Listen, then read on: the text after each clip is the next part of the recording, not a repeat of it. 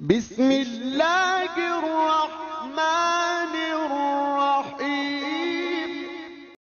کسی شخص کے مر جانے کے بعد اس کے لواحقین اس کے ایصال ثواب کے لیے قرآن پاک کا ختم کرواتے ہیں اور کھانے کا اہتمام بھی کرتے ہیں۔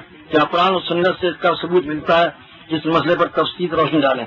قرآن و حدیث سے اس مسئلے کا کوئی ثبوت نہیں ملتا۔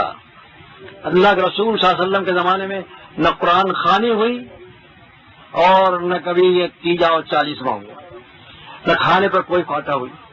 یہ چیز ہاں اللہ کے رسول صلی اللہ علیہ وسلم کے زمانے میں صدقہ جاریہ کا ثبوت ملتا ہے۔ آپ ایسا کوئی کام کر جائیں، ایسا کوئی اللہ کے نام کوئی ایسی چیز دے دیں اور اس کو اس کا ثواب پہنچا دیں اس میت، تو وہ اس میت کے نام ہو جائے گا اور اس کا ثواب پہنچتا رہے گا۔ مثلا آپ کوئی کنواں کھدوا دیں اور ثواب اس کو پہنچے، آپ کتابیں دے دیں کسی کو پڑھنے کے لیے، ثواب اس کو۔ صدقہ جاریہ یعنی اللہ کے راستے میں خرچ کرنے کا، روپیہ پیسہ خرچ کرنے کا ثواب جو ہے اس کے پہنچنے کا ثواب ملتا ہے، اس کا جو ثبوت ملتا ہے۔ اور باقی یہ کھانا پکا کھلانے کا اور یہ قرآن خوانی کا ثبوت نہیں ملتا۔ قرآن خوانی جو ہے قرآن مجید کا پڑھنا بہت ہی اچھی چیز، بہت ثواب کا کام ہے اور بہت ہی برکت کا کام، لیکن قرآن مجید صرف پڑھنے کے لیے نہیں آیا ہے، عمل کرنے کے لیے آیا ہے۔ ہم نے اس کے اصلی کام کو چھوڑ دیا اور اب کیا کام لے رہے ہیں اس سے؟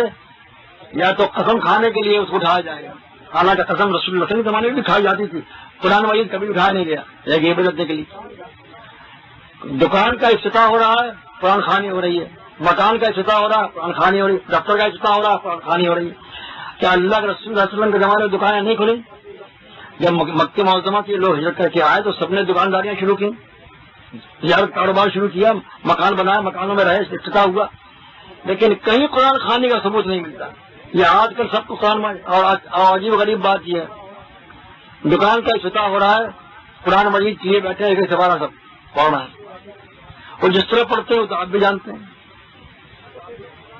دوسرے دن جا کر دیکھو اس دکان پر تو تمام تصویریں لٹکی ہوئی، فوٹوگرافی کی دکان ہے۔